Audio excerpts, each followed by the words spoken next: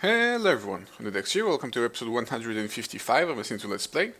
So in the previous episode, I started trying to take care of my hopefully last, or maybe not last actually, we'll never know, apple juice project, which will require growing apples. Now, what I try to do is actually have this woodcutter cart with oak saplings to plant saplings, grow trees, and harvest them, and hopefully get some apples. Now the thing is though, is that I wanted to use the Zycorium soul from Zycraft. Now, intended or not, Steve's cards, apparently the woodcutter does not like to react with it. He simply will refuse to treat them as dirt and will not plant any saplings. So, there are a couple things that I could try to do, but the first thing I want to do anyway is that, as you just saw, the mistake that I made with this cart, I didn't give it any type of another engine, like it only has a solar engine, and as a result, during the night it stops working. The other thing that I noticed in the previous episode is also that if a tree grows, the leaf blocks actually block the sunlight, and it actually makes the cart stop. Now, this is actually a big problem, because if I plan to use it with trees, this is no longer a viable solution. So because of it, what I'm going to do is first break the cart and reassemble it. Now the way I'm going to do it is actually use a new upgrade that I haven't used before for Steve's carts, which is called cart modifier. I think this is the one. Yep, pretty sure this is the one. Yeah, this is the one. So this is what I'm looking for. It's an upgrade that you apply to a cart assembler, and basically lets you interact with an already existing cart. Because at the moment, if I try to interact with this cart, with the cart assembler, and for example try to replace it in here, it doesn't work that way. It simply doesn't work. So I'm going to need that upgrade. So let's go ahead and make it. So I'm going to need an anvil. I'm going to need 4 iron, a blank upgrade, and 2 small PCBs. So 2 small PCBs and a blank this thing. And what else do I need? An anvil and some iron. So for an anvil, I'll just take a stack of this and make a block of iron. 3 blocks. Make an anvil. And I should have this blank thingy ready. So let's craft the actual upgrade. There we go. And to apply it, I'm simply going to remove one of my existing efficiency upgrades and simply replace it with this one. So the way it works, I think I still cannot place it here, but the way it works, you can basically interact with the actual upgrade. You place the modular cart right here, and now you can interact with whatever you want. Now I can remove things, and when I remove it like this, I think it will simply pop up in the inventory right here. But what I want to do is not remove anything, but actually add. So what I'm going to add is a coal engine. Now, since you guys seen me make this a couple of times before, I'm simply going to quickly craft one of them. I think I'm going to go for let's go for the coal engine. Well, anyway, quickly going to craft this, and I'll be right back. Okay, so I got this coal engine. So what you're going to do is simply right-click on the cart assembler, of course, and just apply it on the already existing engines. It tells you it's going to take a total time of 1 minute and 12 seconds. And you say modify. It goes through the process again, using coal and everything, and when it's done, it's going to be completed. Now, while it's completing, I should also actually note that in between the previous episode and this episode, the pack has been updated. Darwolf 20 pack has been updated, and I'm now playing on version 5.3.2. In terms of actual gameplay updates, I didn't notice anything. You may have seen me previously with applied logistics on the search bar, because I do know there are actually a couple of incoming changes to applied logistics, which I thought were already for version 1.4.7 of Minecraft. Now, I don't know if they weren't added by intention or not, but anyway, I so far still haven't noticed any updates. At least nothing that should be worth mentioning. And either way, I really hope that it didn't mess up my config files too much, because I did kind of fiddle with them a little bit when I had some issues with my FPS. Hopefully it will be fine. Okay, so while this is finishing, I still have the problem where carts don't actually work with Zirconium soil. Now, I could just give up and go ahead and start using normal dirt, but that won't be good enough. Now, the funny thing is, the solution that I had in mind actually barely uses the Zirconium soil anyway as well, but I kind of want to try something else altogether. I don't really want to go for the default let the tree grow and then harvest it method. I want to go for something faster, mainly because I can't do it. I can't go for something faster. So let's go ahead and do that. So my plan is to kind of combine some very basic methods that you can do with tracks using simply detector rails. Simple, basic detector rails, detector tracks, because I'm using Railcraft. So for that, I'm gonna need to craft it. There is the directional. No, it doesn't make any sense. We need the detector track. So let me get one. I'm gonna use wooden rail bed, the pressure plate, redstone, and 6 standard rails. All of these materials are already available to me because I changed the way my crafting works. So they're all part of my plant logistics network. So that's actually a very easy thing to do. So again, a wooden rail bed, 6. Wooden rail bed, 6 of those, some redstone, and I'm gonna need some stone for the pressure plate. And the cart should be done, by the way. And it should be, okay, it's available right here. Now, right here, actually, yeah, nothing happens. And the way it's set up like this, where you have this additional inventory and everything, is mainly because this lets you kind of modify carts on the fly. You can actually have the cart assembler as a part of the track of the rail that the cart is going on, and actually automatically modify them using a blueprint upgrade or something called like that. There you go, you got the production line upgrade, which lets you use blueprints and all kind of messy stuff. I don't really know how it works, but to be honest, I don't see where could it be necessary. But anyway, detector track. So let's go craft one. It's obviously going to craft 16 because this is the way it works. And I forgot to craft the pressure plate first. So detector track, there we go. We got 16 of them. And the way I'm going to do this will be actually very low tech. Like, it's going to be very not so crazy in terms of complexity, but it's going to work nevertheless, and that's the important part. So I'm going to use detector tracks. I'm going to use deployers. 2 deployers. I already got some tracks on me, so that's fine. I don't need the redstone, and I will need will need 2 export buses and some cables to make sure that everything is connected to everything. But overall, it should be fine. Yep, no problem there. Now, again, as I've said, quite ironically, my new solution also doesn't use Zirconium soil. I actually can make it use Zirconium soil, but I really want to make this kind of speed up, so I'm gonna pass on that. Okay, so what I'm going to do is very, very simple. I'm gonna change a little bit the order of how things work here. So right here I'm going to have a deployer. Right here I'm going to have another deployer. This will be a detector track. This will be another one. And in between there will simply be normal tracks. Just like that. This deployer will be deploying saplings. So the way I'm going to do this, I'm going to need to connect it from underground. So let's do this. So I want to access it from underground. So this is one, and the other is diagonally there. This is one.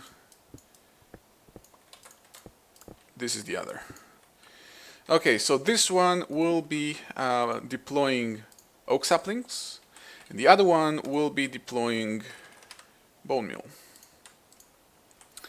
This one will set to be moving always active one at a time. This one will set to be bone meal always active and either craft or move, because bone meal is something I actually have to craft as a part of my system. And they're gonna be connected together. And obviously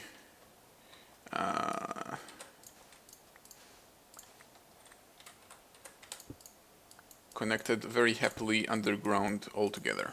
So through here. And there you go. Can cover up everything to make it look a little bit fancier. And as I've said a couple of times already, this actually, as you can see, obviously, if I'm using bone meal, I'm not using the zirconium soil. And in case you missed it, zirconium soil, the way it acts is just like a dirt. You can plant almost any plant on it, or every plant on it actually. And the way it works, it speeds up the process of things growing. Now, the higher you stack them up, like if you have a pillar of 10 of them, one on top of each other, it will work even faster. But whenever I'm using bone meal, it kind of renders this useless. Now, I actually said that I could still use it, and that's if I remove the bone meal from here, the bone meal deployer, I can actually still be using the zirconium soil, simply planting the sapling and let it wait until it grows, and then it grows. But since I don't really like that, let's do that like this. Something I still need to take care of, because I'm now using coal as a part of the engine, the modular cart. This is something I actually need to take care of. So what I'm going to do is, I'm going to go ahead and do kind of similar setup that I've done here using a regulator, filter and all of that. So let me quickly get all the materials, which are a regulator, very conveniently I already got one, a filter, an interface, and a tube, and also coal, some piece of coal, and also as a result a timer. Fortunately, I'm really trying to avoid using timers, and actually there is some project that I'm going to change that uses timers all over the place already at some point, but yeah, it's kind of no other option.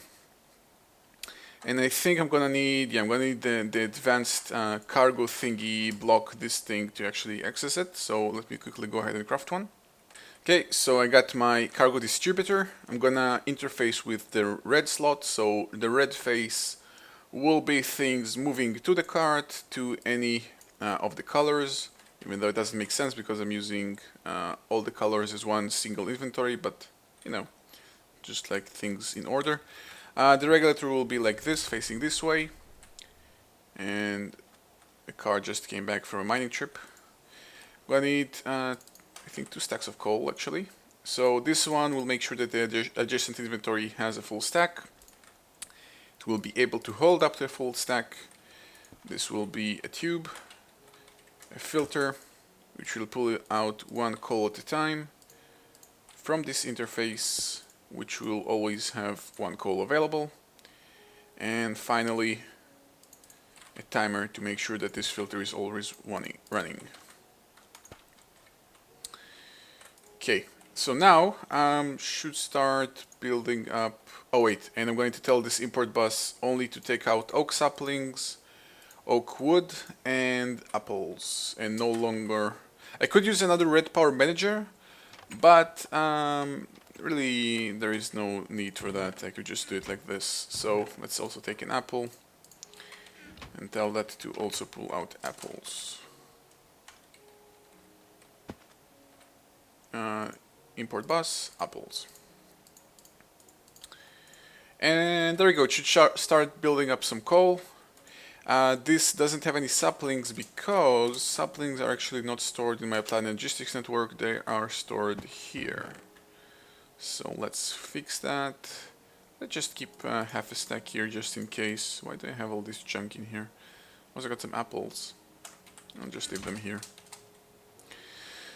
Okay, so this has saplings, this has bone meal.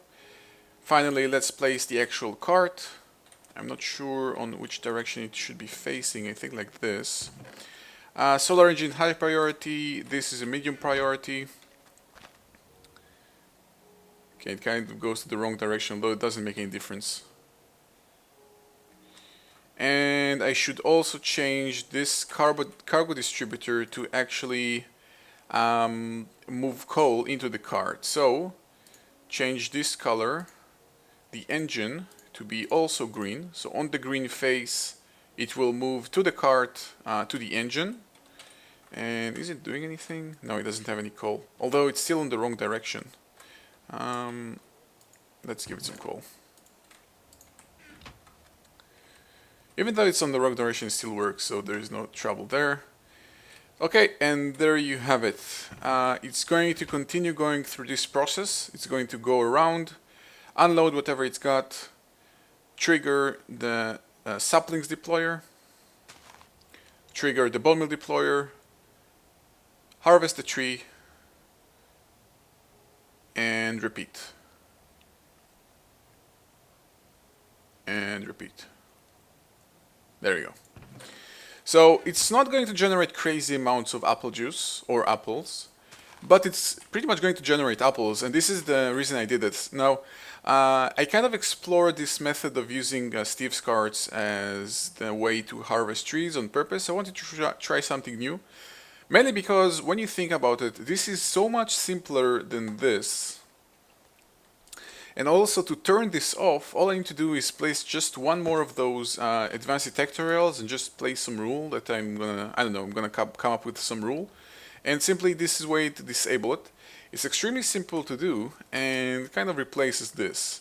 Now, this is still awesome, this is still nice, but I just find this to be easier to control. Although, to be honest, this is actually a lot more pricey to create because at the current state of things, this is using those cargo managers, which they're not that pricey, but they're actually quite annoying to make. But it uses the regulator, it uses a filter. This is a bunch of things which are kind of necessary. I can probably come up with a better way to supply it with coal or whatever, but since I'm using it this way, compared to here where I just used a bunch of deployers, block breakers, and filters, I did place the assembler here, although I'm not using it. This is cheaper to make, so kind of a trade-off there. Anyway, enough rambling. Now I have apples. Most importantly, I now have apples. So I've got 3 apples at the moment. It's gonna be one of those things kind of similar to creosote oil, which is gonna take quite some time to build up properly. Although you'll be surprised to know that I'm actually, since I've changed the way I'm using creosote oil, the production rate actually went up, and I actually started to build up buffers. Because I have all those internal buffers or are the existing materials of the truck crafting, the rail crafting recipe, so as a result, I started building up creosote oil. Anyway, now I've got apples. Let's take care of the actual apple juice production. It's actually gonna be very simple to do, and to be honest, I'm more worried about the fact that I'm gonna start having a large buildup of this unnecessary oak wood. But I'm really not sure what to do about it anyway, so not the problem at the moment. Anyway, let's set up the apple juice tank. So apple juice is very simple to craft. All you need to do is dump an apple into a squeezer, I believe. You actually get something called mulch. I have no idea what you can do with it, but every apple gives you 0.2 apple juice, and this is pretty much the only way to craft apple juice as far as I know. So let's set it up. So as always, I'm gonna use a liquid transposer and a new valve. Actually, let me clear my inventory first and we can get started. Okay, so let's set up the actual tank.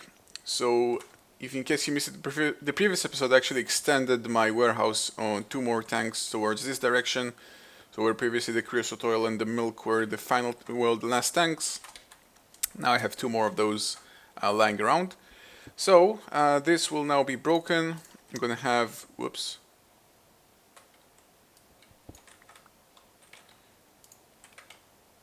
Yeah, the new updates have changed my config files, and some things that I've disabled are now not disabled. And this is going to get used to it or either change them again. Mainly the the inventory tweaks mod is quite awesome, but because my world is so overloaded and it has so many different things, it kind of lags almost every time. It's very annoying.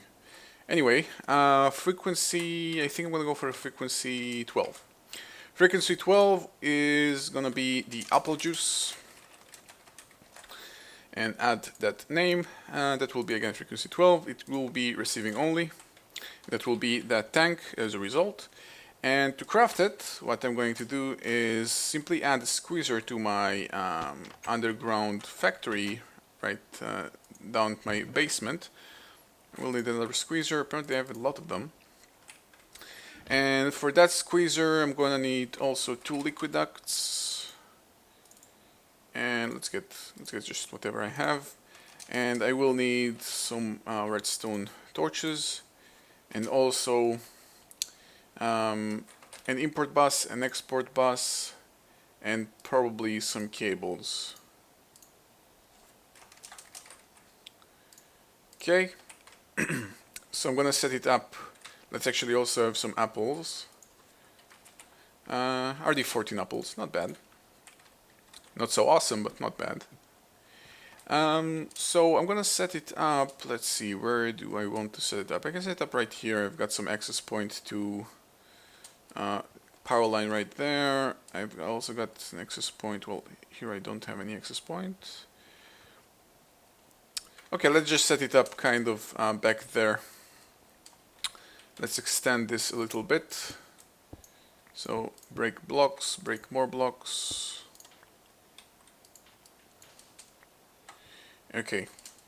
Now the thing is, I cannot place it right next to another squeezer, or at least I can, but I cannot have the liquid ducts running next to another line of liquid ducts. Basically you can do it, but it requires a little bit of fiddling that I really don't want to do. Like, if I can avoid doing that, I'd rather do that. So let's place it right about, you know what, I can place it to the squeezer right here and simply have the liquid coming out from this side. So let's have the squeezer right here, and I'm gonna have the liquid ducts coming out of the squeezer right here. Gonna change the mode of where is my crescent hammer? Oh, come on, all those inventory tweaks are killing me. Okay, let me go ahead and find my crescent hammer. Okay, I have no idea where my Omni wrench went. I actually said the crescent hammer. I meant an Omni wrench. I know, it disappeared, but now I've just got a new one. So it might turn up at some point, and I'm gonna have 2 of them. Anyway, so connected to my squeezer. I'm gonna right-click this to be on extraction mode, and also gonna place a redstone torch to turn it on, and have the liquid tesseract right here. That will be sending only apple juice. Okay, and on top of the squeezer I'm gonna have an export bus that will be exporting apples. And because this recipe can also produce mulch, whatever that is, which is this thing, I'm gonna also use an import bus to import always active 1 at a time, which will basically take care of that mulch. And this pretty much means that this is working. Now, to finally top it off, because the new farm that I've made is strictly designed just to have apple juice or more apples, what I'm actually going to do is take my extra advanced detector rail and take a level emitter.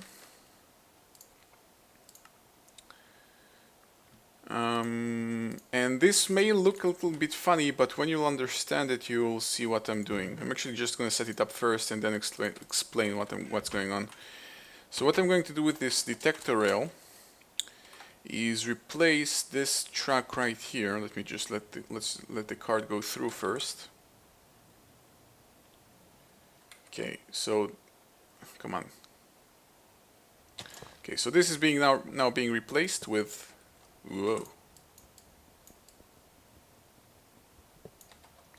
with this. Now at the moment it will stop, although I can probably turn it on very quickly if I want to.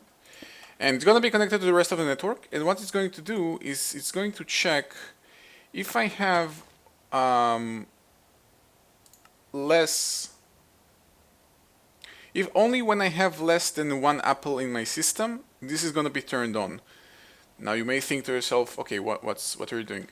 What I'm doing here, basically, since the way I'm using apples is, since I'm simply exporting them into a squeezer, and it's not a crafting recipe, they're always being exported into the squeezer. As long as I have enough room for more apple juice, those apples will be squeezed, apple juice will be created, and then apple juice will be stored in my tank. But the moment that my Zycraft tank is full and no more apple juice can go through, it will be filling up this liquid Tesseract. It will then be filling up this inner inventory, and finally, when there is no more room for more apples to be squeezed, they will fill up this buffer. The moment this buffer is full, this export bus is no longer something to do with apples. They're going to start building up in my applied logistics network. And as a result, since my new rule that I've just set up, that level emitter will only emit a signal if I have less than one apple in the system. The moment that I have more than one apple in the system, this is going to stop emitting a signal, and this advanced detector track is going to stop. Now, it might kind of have this fluctuation in between when my card just kind of exports an apple into the system to the point where it's actually being squeezed, but that's fine. That's not something I'm worrying about. So pretty much as a result, this is kind of my limit to how to set up a limit to this farm, small farm. And this is now should be working 100% without any more worries.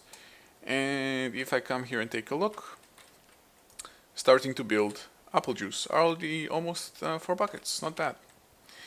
And of course I can actually also change it a little bit. You know what, let's do that. Let's go for when I have less than a stack of apples in my system. So this way I can like keep a stack of apples available in case I need apples for whatever reason. So I guess that's fine. Okay, so I've got apple juice also completed, and the nether mining truck just came in from a trip. Still mainly netherrack. I've got crazy amount of netherrack building up. I already got 31,000 netherrack built up in my inventory. I'm going to do something.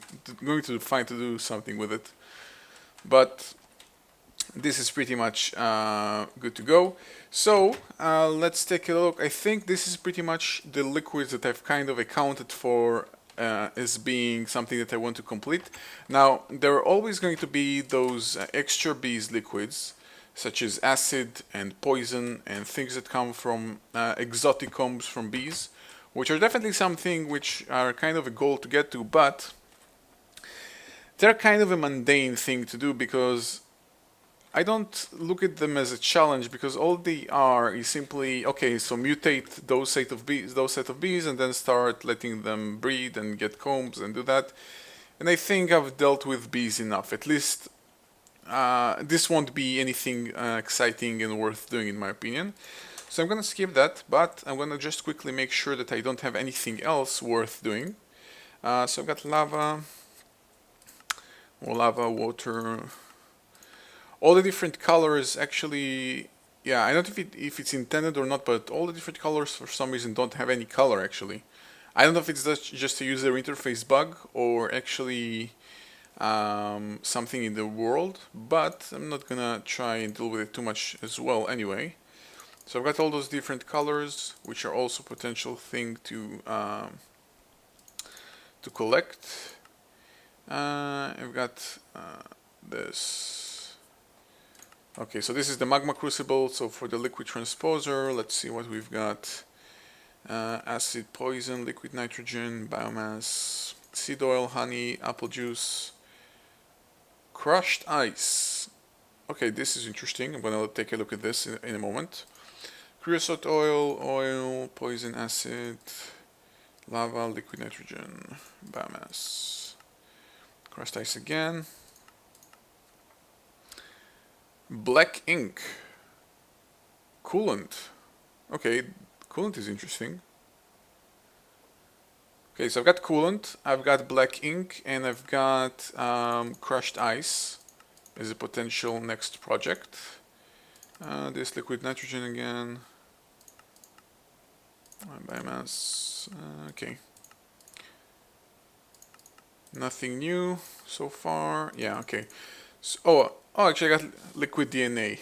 Well, liquid DNA I'm already storing outside my house at my, there is also steam. Okay, so apparently there's still a couple of things left to do. I thought I was done. Okay, let me try and figure out what I want to do next. Okay, so looking at the episode length, I think I'm gonna have to delay my next liquid to the next episode.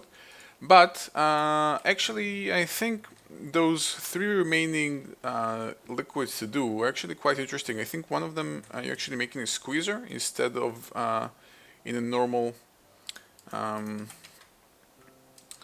liquid transposer or magma crucible. Let's take a look. Okay, I'm going to do a squeezer for this. So Apple uses and recipe. No,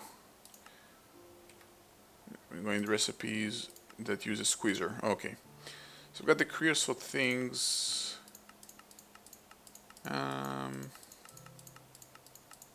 Looking for something that, like an ice or snow, to actually use the crushed ice. Okay, so this is